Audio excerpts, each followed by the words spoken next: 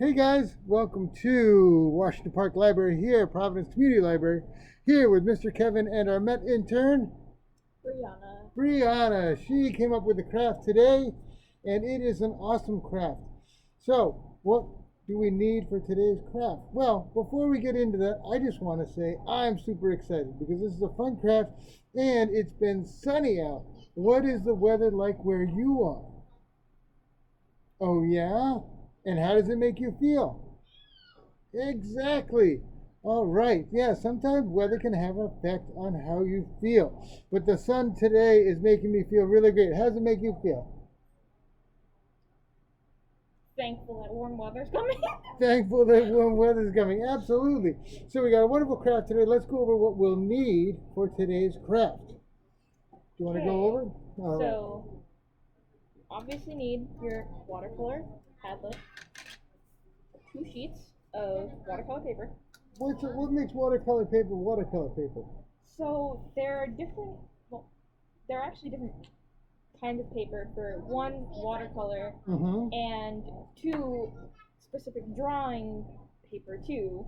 I see. But watercolor paper can also be used for drawing on as well, as long as the paper is dried after you're done using your watercolor. Oh, now is it usually thicker or thinner than your normal paper? Thicker. Ah, yeah. So this has got a nice feel to it.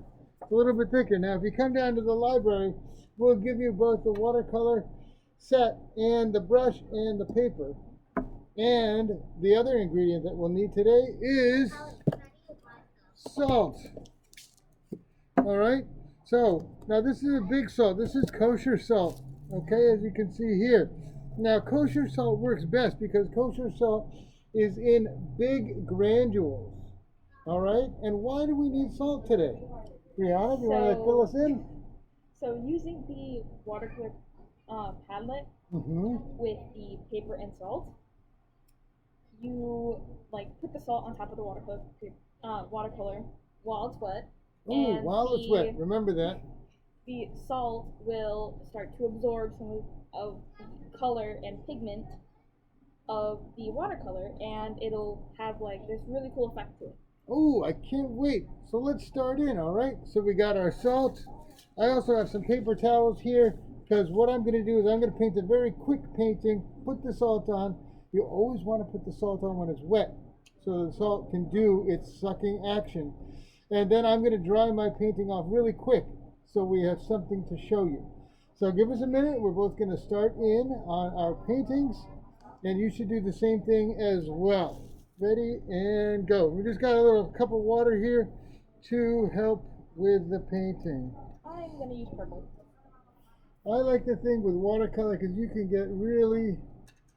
add a lot of water or a little water. You can really kind of customize the vibe. Ooh. So I'm going to add a lot of water to this one. I like adding a little bit more water after you're done putting some of the color on because it makes it lighter, and then when it dries, it has just this light tone to it. Ooh, I like that. But that's the thing is we're painting two different ways, and that's the best part. You can do watercolor in a variety of ways. Okay. Okay.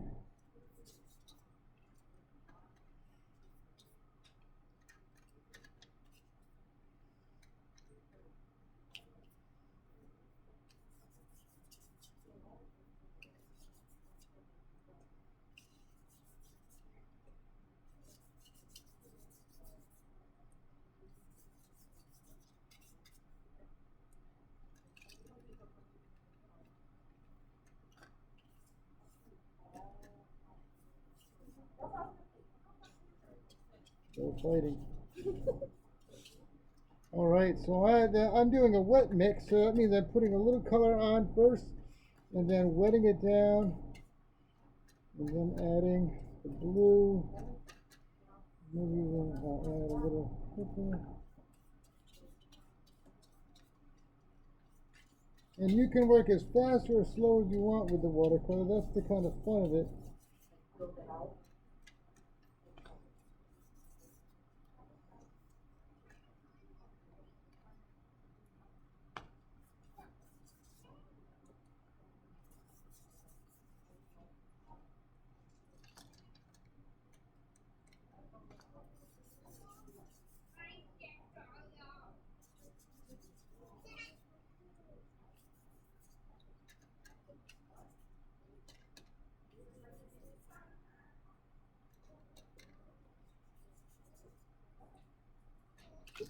both want the blue.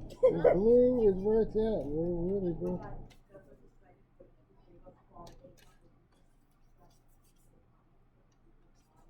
I like that neither of us used orange or yellow yet. Not yet. No, I'm using yellow.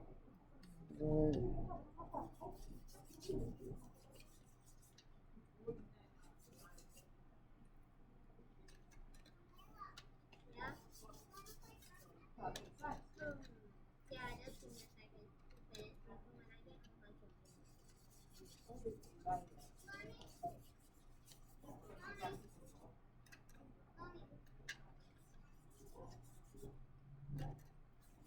Alright, so my painting is done. So I'm going to pause here and I'm going to put some salt on my painting.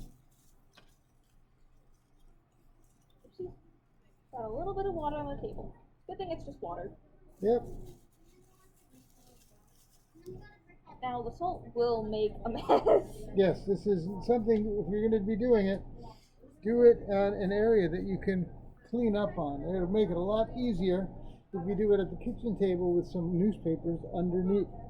Or possibly grabbing a cookie sheet and doing it that way. That could also work. Certainly could do that. Certainly could do that. So I'm going to let the salt, now I'll show you this in just a second, but the salt is doing some amazing work as we speak. The painting is coming along. I love it. Thank you. What are you painting at home? There are all sorts of fun things you can do. You can do landscapes. You can look outside. You can remember a place that you saw or a place that you imagined. So many ways to do a landscape. Or you could paint something that you see, maybe in your room or in your apartment or in your house or something near you. So many ways to paint different things. It's so much fun. And it's a really relaxing. I don't know, are you relaxed, Breana? Yep. Yep, I'm pretty relaxed too. It's a great relaxing way to enjoy yourself. Have a nice, lovely afternoon. So my painting now is almost dry. So what I'm going to do is I'm going to put it between the paper towels and we're going to press it dry, which you don't have to do at home. I just want to show you some results. So I'm going to do that quick. All right. Now I'm gonna add my salt. Another little drip of So I'm water. just kind of pressing it. Again, you don't have to do this at home. You're just going to let it dry naturally. Okay. Then I'm going to, before we turn this over,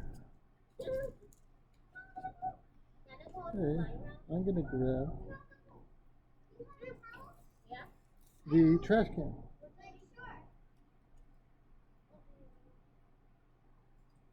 Now I'm taking the trash can and I'm going to just put the salt in the trash.